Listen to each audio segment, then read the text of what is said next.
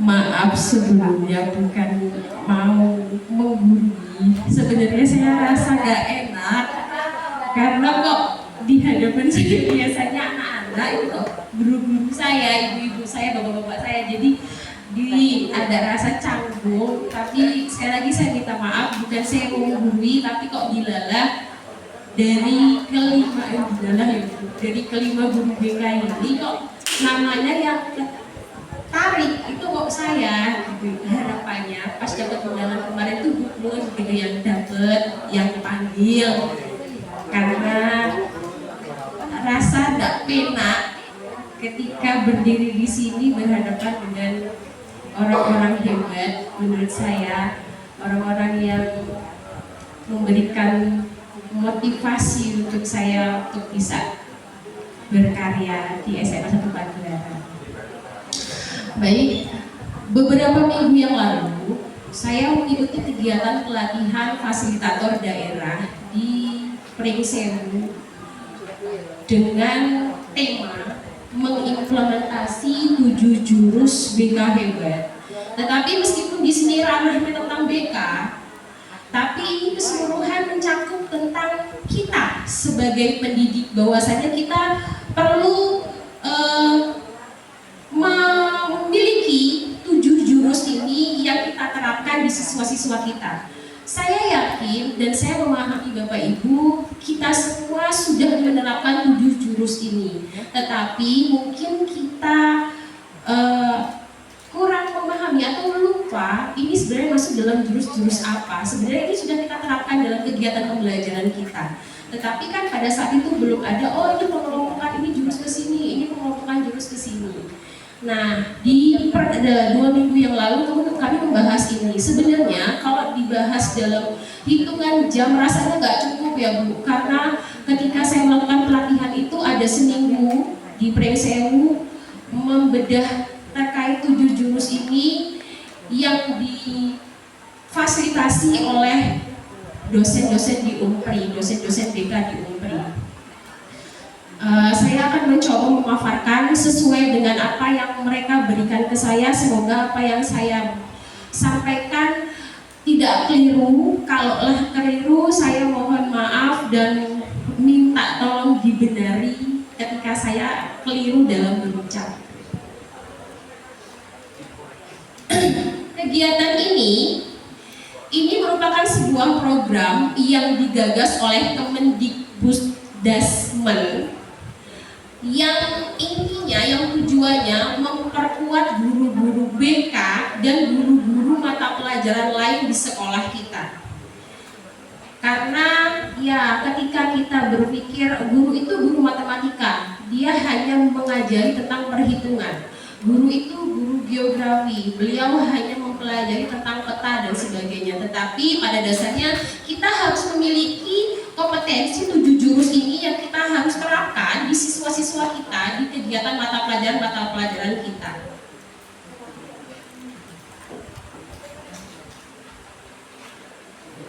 Ada kenali potensi, kelola emosi, tumbuhkan resiliensi, jaga konsistensi, jalin koneksi, bangun kolaborasi, dan menata situasi. Ya, si semua, karena tertujunya kepada siswa.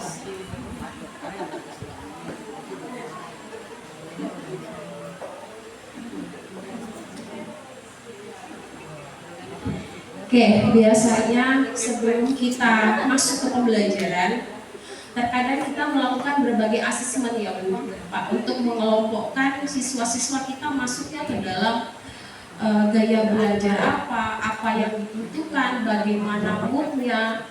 Kalau misalnya kita memberikan kegiatan pembelajaran tapi anaknya ngantuk, anaknya tidur, kira-kira bakal kondusif nggak pembelajarannya? Tidak.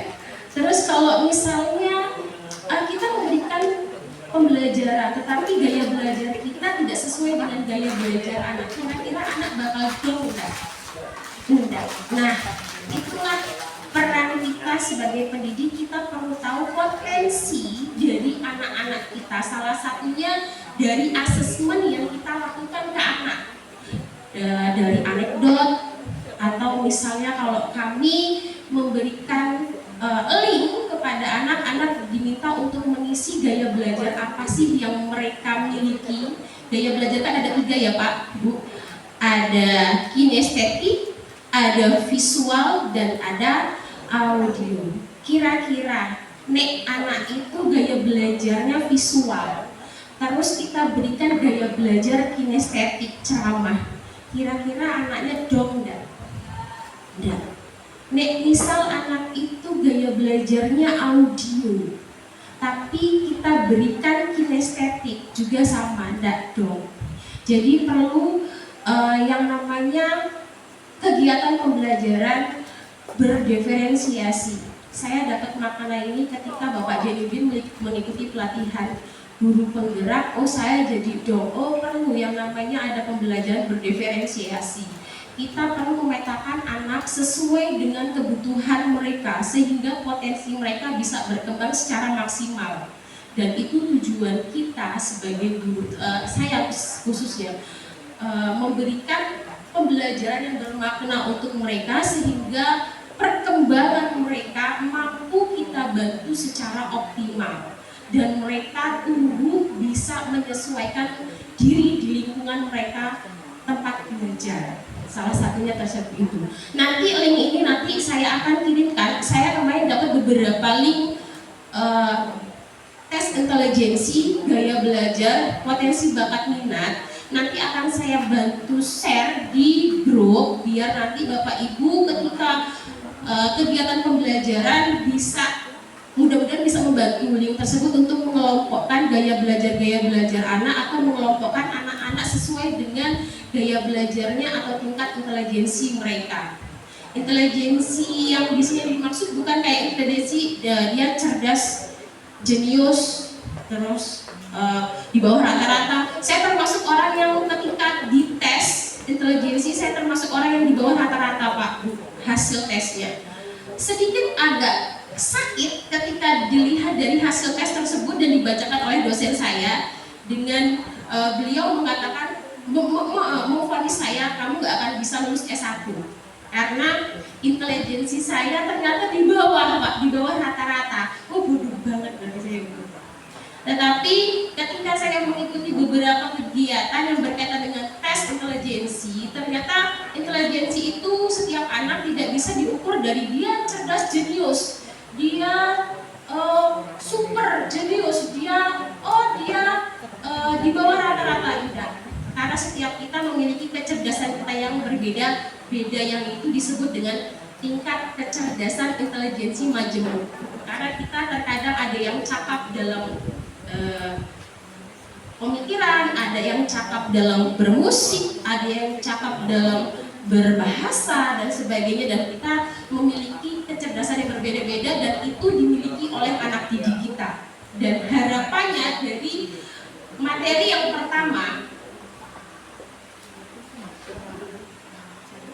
kenali potensi, guru kalau bisa dapat membantu murid dalam mengidentifikasi, mengeksplor, dan mengembangkan potensi minat dan bakat peserta didik melalui berbagai teknik asesmen pendidikan, sehingga ketika kita memberikan pelayanan ke siswa, kita tidak salah memberikan yang harus diberikan dan tidak harus diberikan.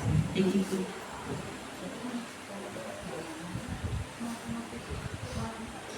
Oke, untuk yang kedua, kelola emosi. Harapannya guru terampil menerapkan bimbingan langsung di kelas untuk membantu murid mengelola emosi, stres dan stres akademik. Kita kan dibagi dalam 3 peran ya Ibu. Ada guru BK, ada wali kelas, dan ada guru wali. Nah, peran kita, bagaimana cara kita untuk dapat membantu mereka dalam mereka bisa bersosialisasi. Salah satunya mengelola emosi anak-anak kita. Banyak pelanggaran-pelanggaran yang mungkin terjadi di sekolah kita yang mungkin emosi anak belum bisa terkendali dengan baik. Contoh, hal kecil aja, membolos itu kan perlu kita terapi agar mereka bisa mengendalikan emosi dia untuk tidak melakukan hal-hal yang negatif atau hal-hal yang sekiranya membahayakan mereka.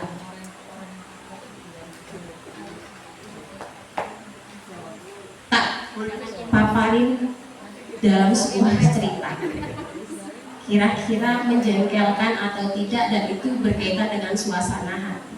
Sebagai mahasiswa baru, Dodi menikmati suasana barunya. Nih ada mahasiswa baru nih, mau sekolah. Di hari yang indah, pagi yang cerah, Dodi jalan ke kampus dengan suasana semeringah. Seneng ya ibu? Tiba-tiba ada motor lewat genangan air dan nyiprat terkena baju Dodi. Jengkel enggak? Ya, marah, jengkel banget ya ibu. Itu berkaitan nggak dengan emosi kita dalam satu waktu yang tadinya kita seneng lagi jalan, tahu-tahu wah gue gitu ya Pak, jengkel kan pasti ya. Berubah lagi ibu.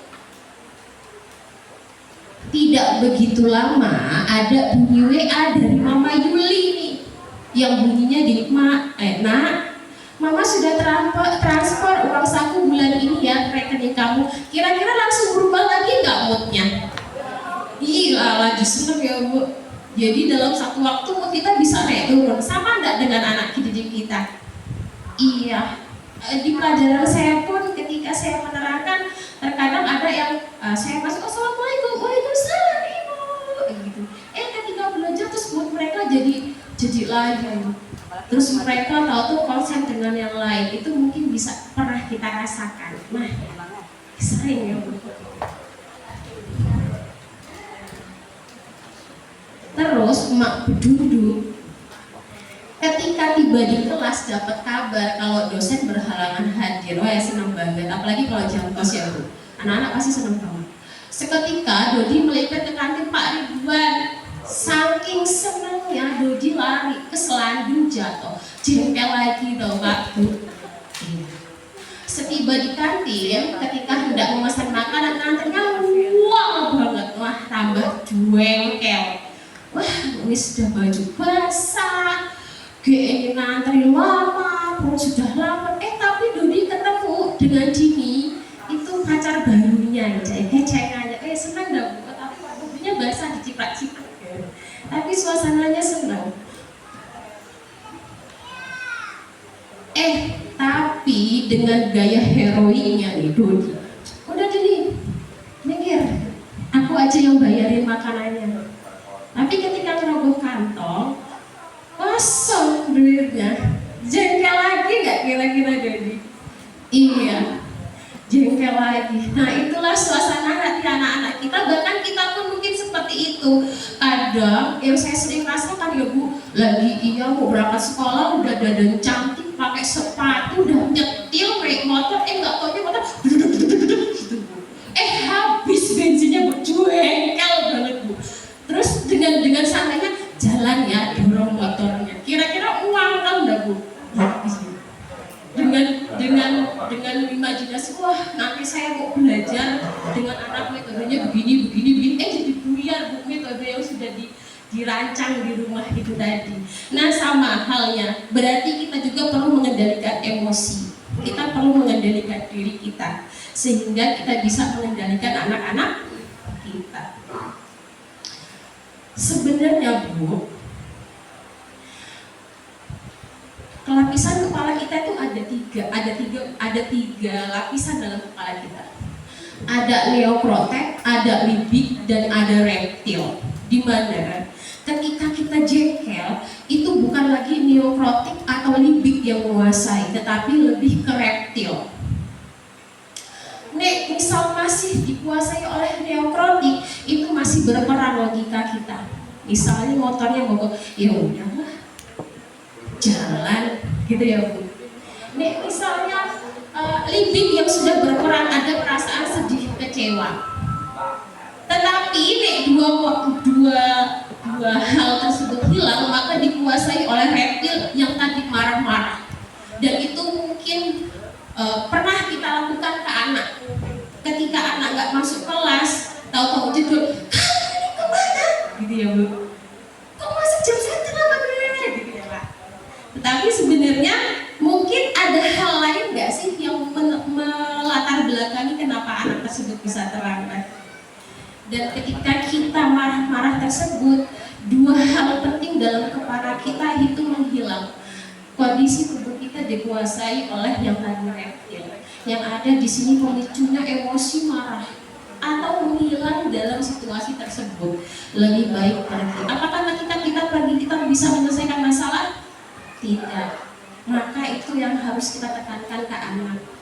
Jangan lari dari sebuah masalah. Ketika ada masalah, munculkan bagian kepala neokortek dan lipid dan hilangkan lapisan kepala kita yang berbentuk reptil. Gitu ya Pak. Maaf ini kalau salah. Terus selanjutnya tumbuhkan resiliensi. Guru mampu membentuk murid, membentuk growth mindset dan menumbuhkan resiliensi sehingga mereka berkembang secara optimal baik dalam aspek pribadi, sosial, belajar, dan karir. Kita nonton video dulu ya Pak Bu.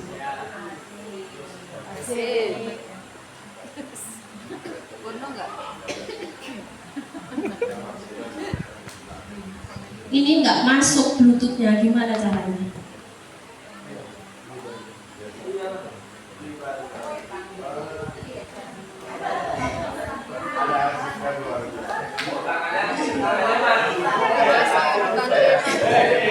Kita punya manjur.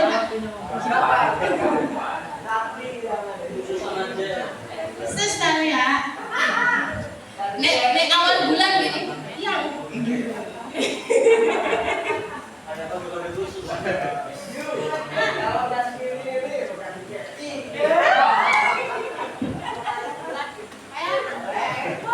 maafan begini, yang gitu ya.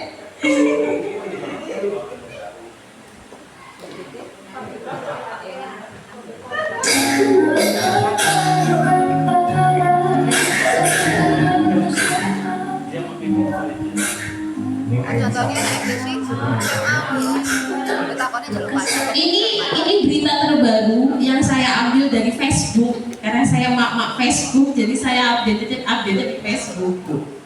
Ini salah satu materi kita tentang tumbuhkan resiliensi.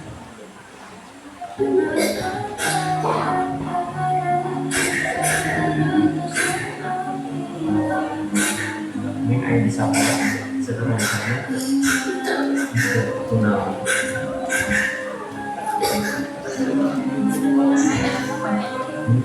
Ini sok sering di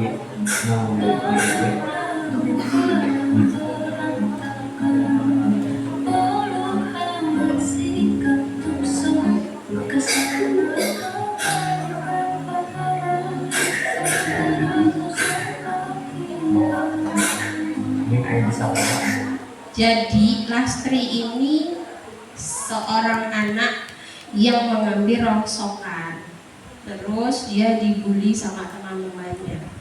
Kira-kira apa ya peran kita sebagai pendidik? Apakah mungkin kita diam aja, Bu, Pak? Menguatkan.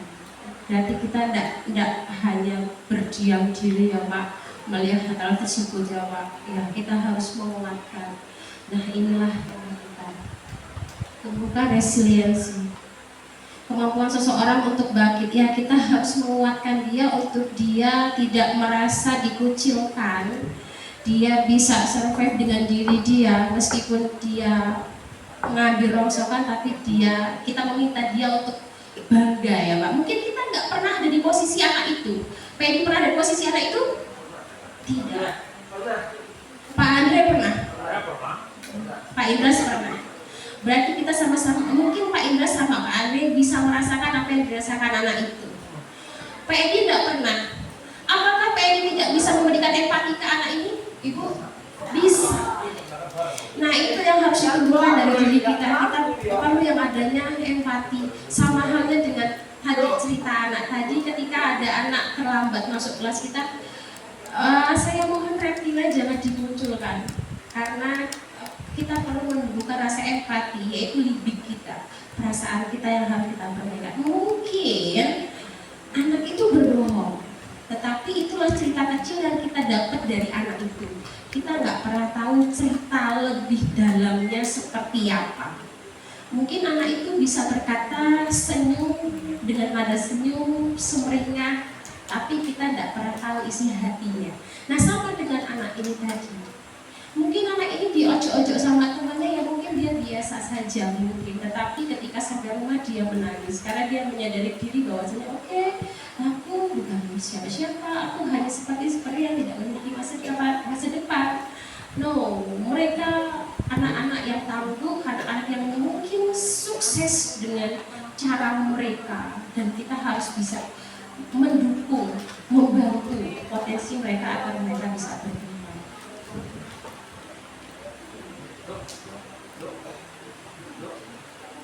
Nah, ini ketika kita tidak ada penanganan apapun, kira-kira ini akan terjadi nggak dengan anak itu? Ya, ini berita terbaru Bapak. Tidak tahan dibully seorang anak yatim, seorang anak yatim, siswa SD bunuh diri sebagai anak yatim. Sering diejek tidak punya ayah, anak SD Banyuwangi tewas gantung diri. Anak SD sudah memiliki perasaan seperti itu ya, generasi ya Pak. Ini dulu kita tahan banting, tapi anak sekarang mudah banget tersinggung. Generasi kita berbeda, jadi kita perlu menyesuaikan diri kita sesuai dengan kodrat alam dan kodrat zamannya ketika kita mendidik anak. Begitu. Sebenarnya saya ketika ikut pelatihan ini saya juga menyadari, wah aku banyak banget salahnya ini. Aku kadang marah-marah ya sama anak ya. Tapi ketika ikut jadi, ya aku salah ya gitu. Dari harusnya aku gak begini ya gitu. Jadi harapannya dengan kesadaran diri aku mampu menularkan khususnya ke teman-teman dekat aku Pak. Anak orang-orang yang biasa, mereka yang biasa berbaur sama anak-anak, tolong jangan seperti saya, lidiknya tahu-tahu muncul, reptil tahu-tahu muncul, lidiknya menghilang gitu.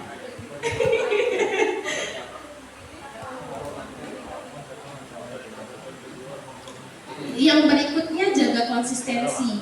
Guru mampu mengembangkan pembiasaan berkarakter positif kepada murid yang dikembangkan berdasarkan nilai-nilai agama dan budaya. Pak, Bu, kira-kira paksaan itu menumbuhkan kesadaran enggak? Ya, tetapi sakjane paksaan itu bisa menumbuhkan kesadaran, tetapi jangka waktunya pendek. Iya. Ketika anak tersebut memiliki kesadaran seutuhnya dalam diri mereka, itu jangka waktunya panjang. Dan yang kita harapkan dalam satuan pendidikan, anak memiliki kesadaran secara utuh dalam dirinya tanpa sebuah paksaan, sehingga perubahan itu terpatri dalam diri tersebut. Ya, ketika kegiatan kemarin saya pun berdebat dengan Pak Sofan, rekan kerjanya Bu Una, Pak Sofan, dosen saya. Pak, kalau misalnya kita menghukum anak, itu kan untuk menanamkan kesadaran, tapi di situ kan ada paksaan, Dok. Iya, tapi kalau nggak dimulai dari paksaan kan tidak timbul sebuah kesadaran. Tapi paksaan itu hadirnya hanya sesaat. Sedangkan iya, dia akan balik lagi. Tetapi kalau kesadaran itu benar-benar dia pahami, berarti tadi kita harus menumbuhkan empati ya Pak. Kesadaran itu dia pahami, dia tenggelam dengan kesadaran itu, dia memaknai kesadaran itu, maka kesadaran itulah yang akan muncul dan tidak akan terulang lagi. Mungkin yang saat ini saya terapkan ke anak ketika ada anak terlambat, dorong motor, paksaan ya Bu sebenarnya saya. Dan itu mereka ulangi lagi dan anak-anak bilang terlambat itu aja. Oh, berarti terapinya berbeda, berarti terapinya harus diubah. Berarti harus benar-benar menanamkan kesadaran pada diri anak tersebut, bukan dari sebuah paksaan. Begitu. Contoh, ada teman saya namanya Pak Revaldi sama Bu Alin. Mereka berkeinginan untuk kurus.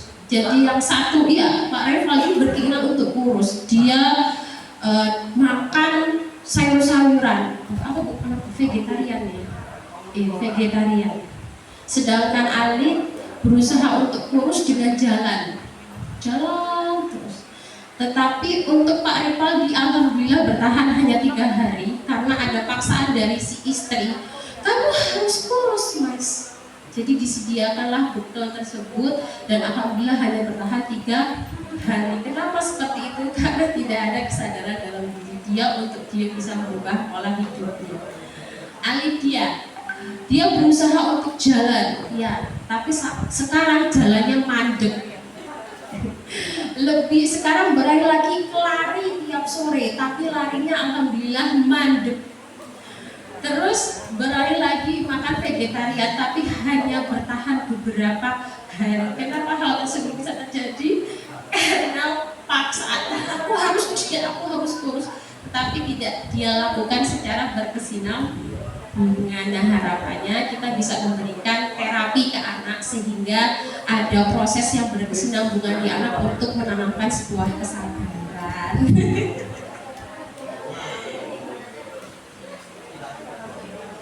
Ada opak tenang.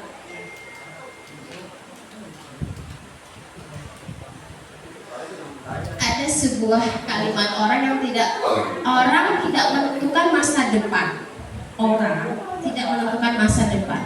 Mereka lah yang menentukan kebiasaan mereka dan kebiasaan mereka lah yang menentukan masa depan mereka. Tadinya saya bingung dengan bahasa ini, tapi saya maknai. Oh, berarti maksudnya gini kalau menurut saya. Ketika saya pengen cita-cita sebagai guru, tetapi mungkin pada saat SMA saya kerjaannya bolos dan tidak mau belajar, tidak mau berusaha untuk mengejar cita-cita saya, mungkin pada saat ini saya tidak bisa menjadi seorang guru. Karena mungkin pada saat itu ada kebiasaan-kebiasaan saya yang ranahnya menuntun saya ke cita-cita saya, sehingga akhirnya saya bisa mencapai cita-cita saya sebagai seorang guru. Sama halnya dengan kita ya Bapak Ibu. Terus ada pesan lagi dari Kak Seto, jangan mimpi punya anak penurut, karena kita justru akan frustasi. Mimpilah punya anak yang mandiri dan bisa bekerja.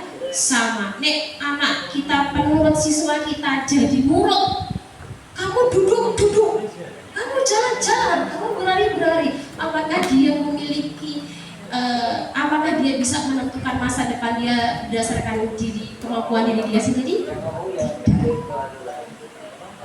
Iya, mungkin saya termasuk. Iya, mungkin saat ini saya termasuk orang tua yang begitu Pak, kasar. Tapi ketika belajar iya ya, aku salah ya. Kok bojoku nurut banget kalau Pak. Pertanyaannya, Ya. Kenapa Kak itu bisa ngomong kayak gini? Karena Kak itu nggak bisa punya anak. Oh gitu. Kok begitu Pak? Ya, kan dia lah. Oh gitu.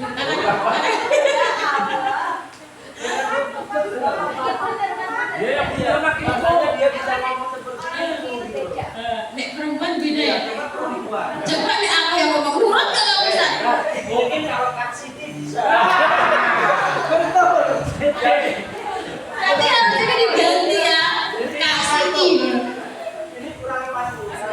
Sampai karena kita tuh nggak bisa punya anak, makanya bisa ngomong kayak gini. Nah ini sebenarnya cukup bapak-bapak yang bisanya ayo Kamalia ini ya.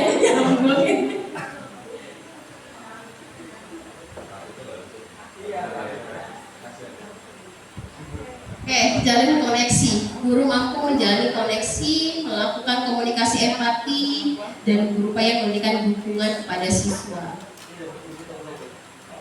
Konseling tidak hanya dilakukan oleh guru BK ya Bapak Ibu, tetapi kita sebagai guru wali kelas, guru wali guru bisa melakukan konseling.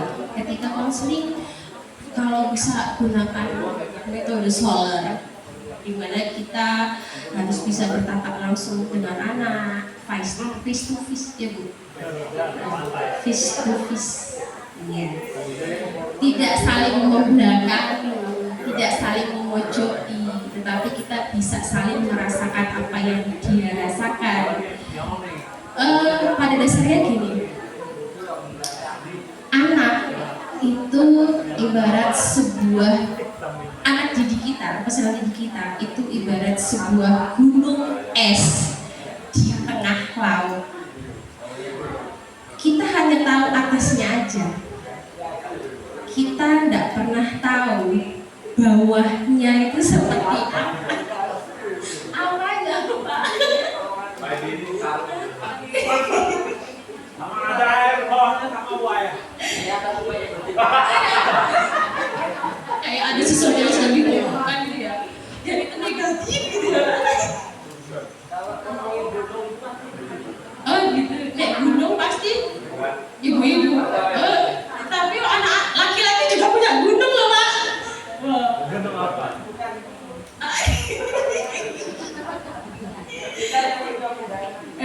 Oh gitu. Balik lagi ke tema lah. Bapak ada kita obrol bertiga aja. Balik lagi Bapak Ibu. Ini pemikiran saya. Peserta didik itu ibaratnya sebuah gunung es di tengah lautan. Apakah kita bisa tahu ujungnya seperti apa, bawahnya seperti apa? Tidak. Apakah kita bisa tahu bawahnya itu dia bentuk yang melebar atau mengerucut? Tidak. Kita hanya tahu permukaannya saja. Kita tidak tahu latar belakangnya, backgroundnya seperti apa, perasaannya seperti apa. Maka ketika kita melakukan sebuah konseling atau komunikasi ke anak, harapannya kita bisa tahu motif dia seperti apa, keinginan dia apa, kebutuhan dia apa yang dia rasakan dari sebuah konseling tersebut. Maka diperlukan adanya obrolan langsung. Tapi terkadang anak kan ragu ya Pak buat bertemu dengan kita, seakan-akan kita malu.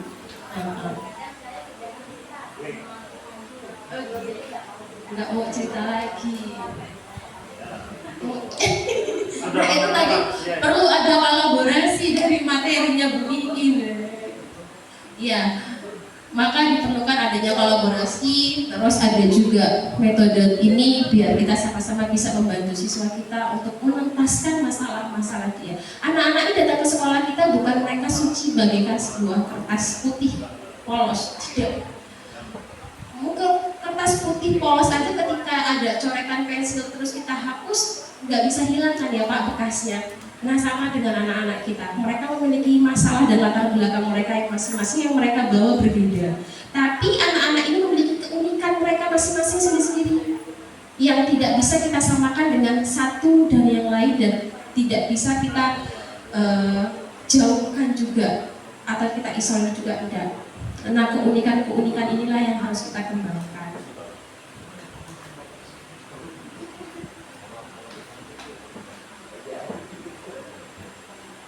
Bangun kolaborasi dan menata situasi ini sebenarnya di sistem. Ini ranahnya di kita. Kalau yang kelima tadi ranahnya dari kita ke siswa. Tapi kalau bangun kolaborasi dan menata situasi ini ranahnya di kita. Harapannya kita mampu menciptakan lingkungan yang utuh buat anak-anak ini berkembang meskipun berbeda-beda tiap anak.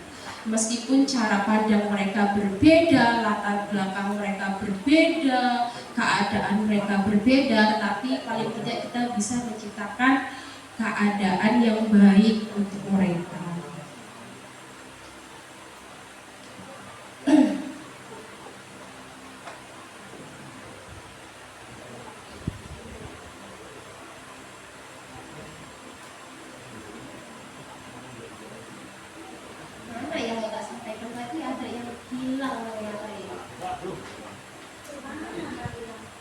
Kolaborasi. Di bawah tadi.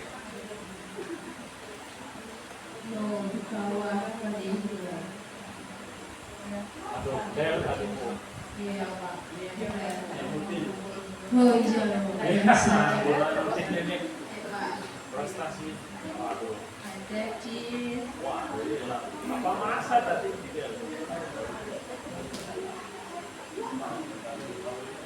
Nah, lagi mandi.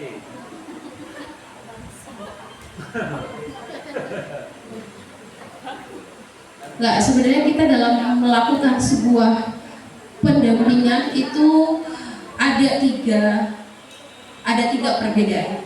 Ada 3 yang harus kita bedakan. Ketika masalah itu terjadi pada anak di kelas, maka itu merupakan tanggung jawab guru kelas. Tapi ketika siswa itu terjadi permasalahan contoh membolos, itu penanganannya ada di 2 ranah, ada di wali kelas, guru wali, dan guru BK. Karena pada saat ini anak kita memiliki 3 orang tua. Kalau kemarin wali kelas dan guru BK. Tetapi ketika anak ini maaf kata pernah terjadi di sekolah kita seperti pencurian, itu sebenarnya ranahnya bukan di kita lagi, Pak, bukan di tenaga pendidik, tetapi lebih kita rujuk, mungkin itu bisa ke psikiater atau ke yang lebih berkompeten menangani. Jadi kita sebenarnya punya beberapa ranah. Saja nih, nenek mau melihat dari permasalahan kemarin seperti tawuran, sebenarnya mungkin itu bukan ranahnya di kita lagi, itu ranahnya sudah di kepolisian. Tetapi karena mungkin bentuk dari tanggung jawab kita sebagai orang tua, kita masih mau menangani hal tersebut. Tetapi kalau sekiranya nanti hal itu memberatkan untuk kita bekerja, lebih baik hal tersebut diberikan tanganan langsung ke psikiater atau psikolog. Ada nggak anak kita yang perlu dirujuk ke psikiater? Iya, pada saat itu ada.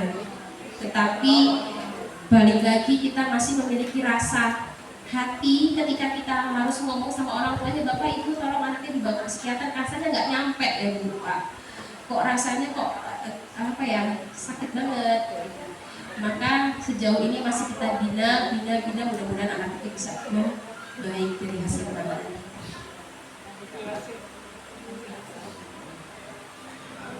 Dan pada dasarnya kita sebagai guru itu ibarat seorang petani yang sedang merawat sebuah tanaman.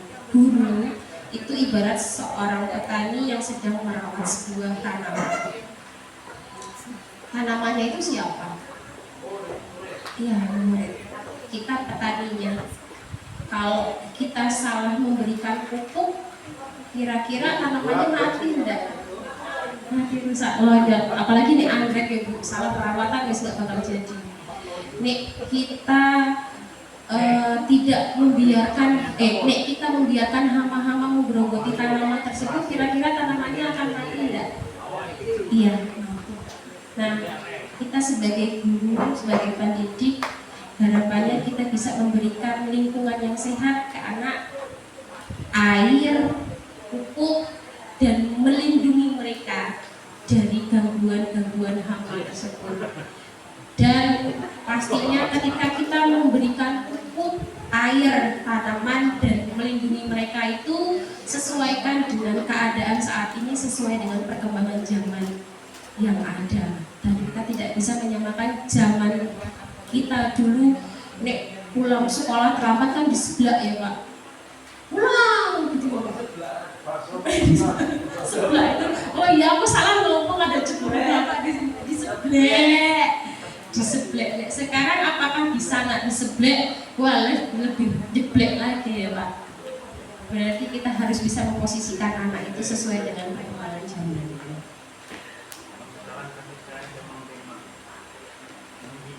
Baik, ini yang bisa saya sampaikan terkait pemaparan kegiatan saya, dan kalau saya bisa menyimpulkan bahwasanya muara dari 7 jurus BK Hebat ini adalah menciptakan lingkungan belajar yang aman, nyaman, dan menggembirakan, di mana setiap siswa mendapatkan dukungan untuk berkembang secara holistik, memiliki kesejahteraan emosional, memiliki ketangguhan dalam menghadapi tantangan, dan mampu mengembangkan potensi dirinya. Itu kalau bisa saya simpulkan dari kegiatan saya ini. Adakah yang mau kita diskusikan Bapak Ibu? Pak Indras? Boleh, tapi kita sharing ya. Aku tidak bisa menjawab seutuhnya.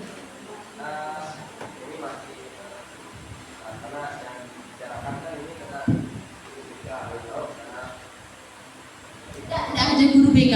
Ini sebenarnya 7 jurus ini buat kita bersama. karena posisinya kita sebagai pendidik, sebagai wali kelas, sebagai guru wali dan sebagai guru BK, kita merupakan satu kesatuan. Begitu. Semua guru berarti wajib untuk memiliki itu dulu. Yes, paling tidak begitu, karena ketika anak nyaman untuk berkomunikasi, tidak selamanya mereka mau dengan guru pendamping atau guru BK-nya. Ada mereka lebih nyaman ke guru wali kelas, ke guru mata pelajaran, ke guru walinya, atau ke guru-guru lain, atau bisa ke tenaga pendidik kayak UKS, TU. Itu sebenarnya berperan juga. Yes, karena kan kalau saya pribadi terkadang kolaborasi sama UKS ya Pak. Karena kan ada anak sakit, sambil cerita-cerita ke situ dan UKS memberikan informasi ke saya. Sebenarnya 7 jurus ini itu perlu dikuasai sama kita dan kita perlu memberikan itu ke anak didik kita. Seperti itu. Tetapkan, yes. Ready? Tidak ada, kita coba kan kalau kita biasanya nyuruh anak untuk senam ya Pak. Ayo bangun senam gitu ya Pak. Nek sekarang saya meminta Bapak Ibu untuk senam, ayo senam biar ototnya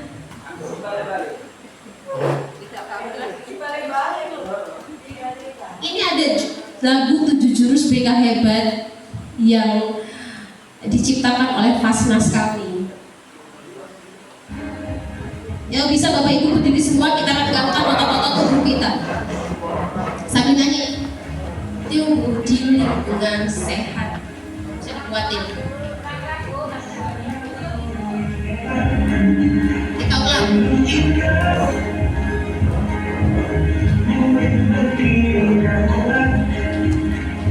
Ada teksnya ya. Nggak ada yang di YouTube, nggak ada gerakannya. Karena ditekankan. Dan bisa mandiri dengan tulus. Gunakan 7 jurus. Kenali potensi, kelola emosi, tumbuhkan resiliensi, jaga konsistensi, dan kami koneksi, membangun kolaborasi, dan menata situasi. Laga gua kasih ya gua.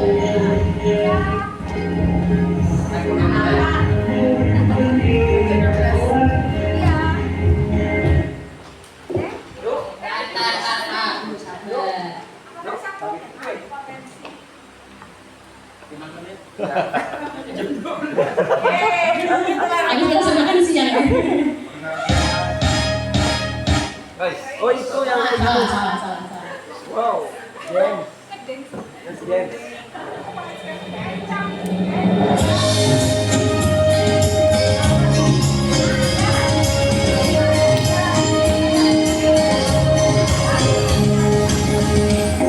Mandiri dan kuat, tumbuh di lingkungan sehat, bersama guru yang hebat, penuh cinta dan sahabat, mandiri dan tulus, gunakan 7 jurus. Kenali potensi, kelola emosi, tumbuhkan resiliensi, jaga konsistensi, dan jalin koneksi.